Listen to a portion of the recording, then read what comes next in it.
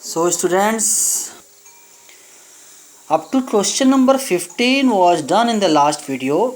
We'll start again from question number 16. And it says, what is the use of silicon and petroleum? तो ये answer page number 158 पे है. देखिए top में यहाँ दो लिखा है, सिलिकॉन एंड पेट्रोलियम. ठीक है, तो लिखा है आप लिख सकते हैं silicon is used in the computer and electronic industry. और फिर इतना नीचे petroleum is used in the chemical industry, transportation, lubricant and furnaces. Got it. ये हो गया इसका आंसर. नेक्स्ट क्वेश्चन जो है, suggest 2 ways by which you can save petrol. This answer is also on page number 158. It is here. जो लिखा ना to save oil. ठीक है, तो इंस्टीड ऑफ ऑयल यहाँ लिख देना आप पेट्रोलियम कॉपी में.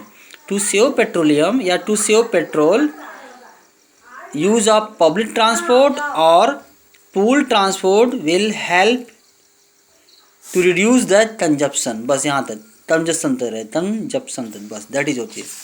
फिर नेक्स्ट क्वेश्चन जो है आपके पास 18, name the conventional power resource.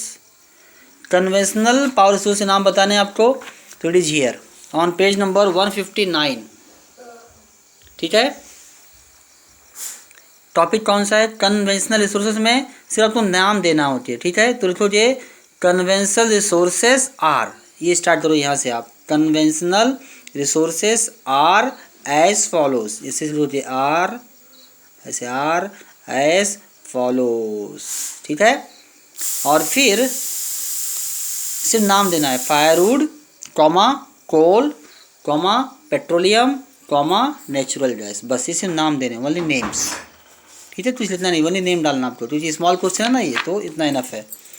Next question is that why is coal known as buried sunshine. Question 19, why is coal known as buried sunshine, यानी कोल को हम बरीड सनशाइन क्यों बोलते हैं? इसका भी आंसर आपको मिलेगा सेम पेज 159 पे here. Okay, so see page number 159 पे इस तरफ यहाँ मिलेगा आपको. Coal is also known as buried sunshine as it is the source of energy up to this point only. As it is source of energy up to this point only. Okay, next question is what is known as black gold. Question number 20, what is known as black gold. So black gold is known, petroleum हो गया, यहाँ लिखा भी clear. Answer is here petroleum. तो petroleum also known as black gold.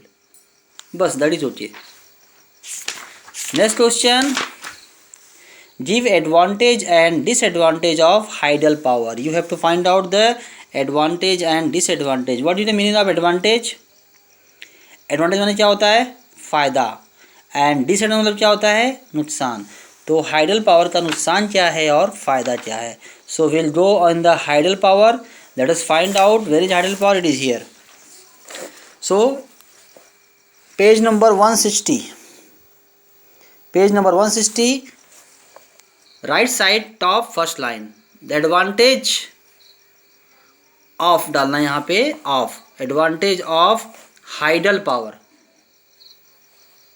ठीक है, hydel, advantage of hydel power. ठीक है, डाल देना power. Advantage of hydel power are that, यहाँ से इट नॉट कॉज पॉल्यूशन तक. उसी में दूसरा point, it is cheap and water is reusable. और फिर तीसरा, it also promote fishing and irrigation. ये सब रहेगा. और फिर disadvantage, the disadvantage are that it is very expensive and time consuming to set up and dam cause displacement of people and deforestation. So this is done here. Then next question, name 4 hydel power station in India. So it is here. In India मिला आपको, in India, जिसमें मिलेगा hydel power में ही है. In India the major hydro electric power project are Bhakra Nangal comma Damodar valley comma Nagarjuna Sagar comma Sardar Sarovar comma Gandhi Sagar etcetera.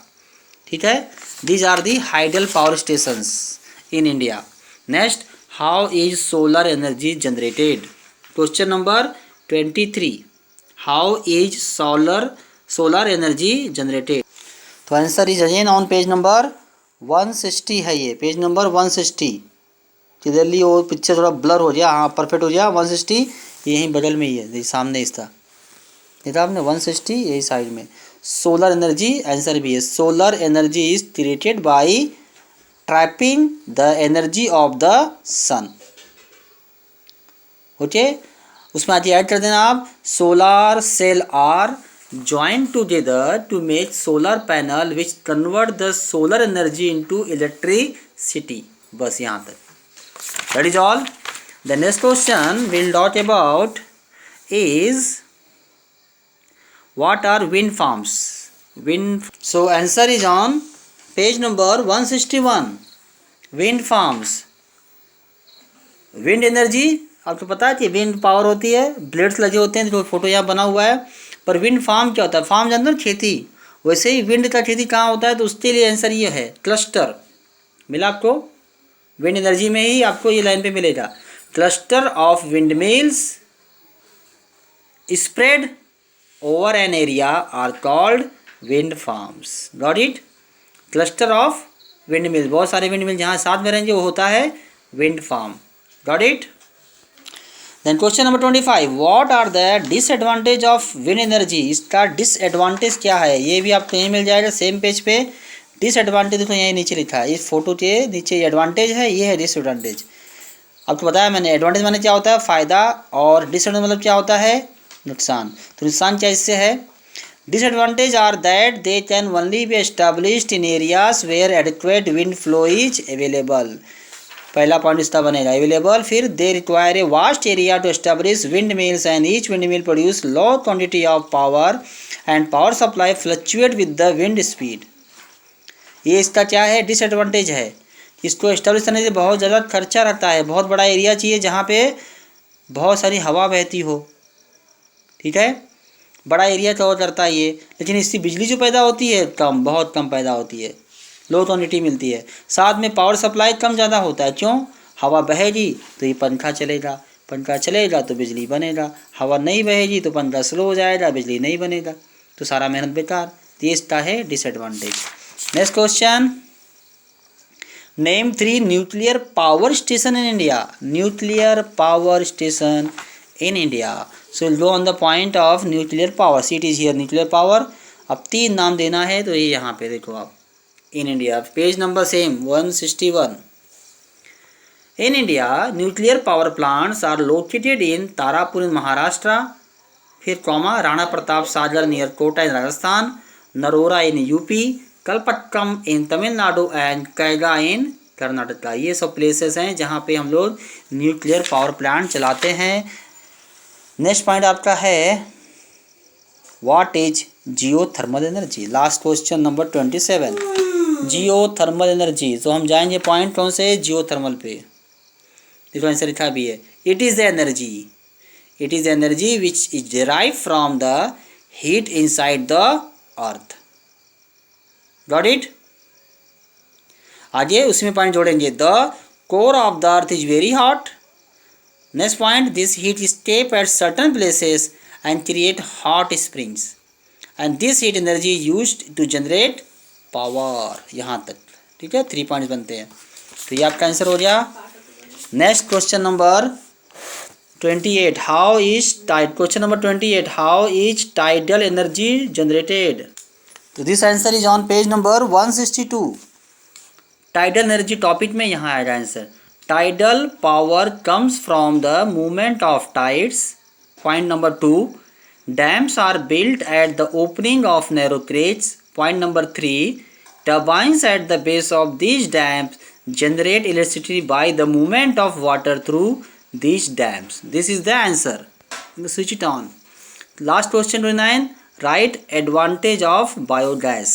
तो ये answer आपको मिलेगा advantage. See the point biogas है यहाँ पे, इसमें से ये advantage. The advantage are it is locally produced and has nearly negligible cost. Point number 2, the gas generated is used for cooking as well as electrification and the waste product are good source of manure. यहाँ तक got it. तो ये आपका answer clear हो गया। Up to 29 अब बचा है जी option, answer the following question in detail. ये हम करेंगे नेक्स्ट टाइम। इसमें देखिए आपको मैंने ऑलरेडी मार्क कर दिया, question number 1, 3 and 4 will be cancelled. Why cancelled? Because this question are already been asked in smaller question. समझ में आपको आया? कैंसिल क्यों हो गया? क्योंकि ये सब क्वेश्चन जो बड़े पीछे में कैंसिल कर दिए हैं, question number 1, question number 3, question number 4, ये सब क्वेश्चन के बारे में ऑलरेडी यहाँ पे उन्होंने पूछ लिया है, तो इसका आंसर हमने दे दिया पहले, इसीलिए क्वेश्चन कैंसिल करेंगे। सिर्फ क्वेश्चन नंबर 2 और 5 करेंगे हम लोग नेक्स्ट वीडियो में। Till then take care, all of you complete your textbook, sorry notebook, fill it properly and send the photos to me. Till then take care. Good night.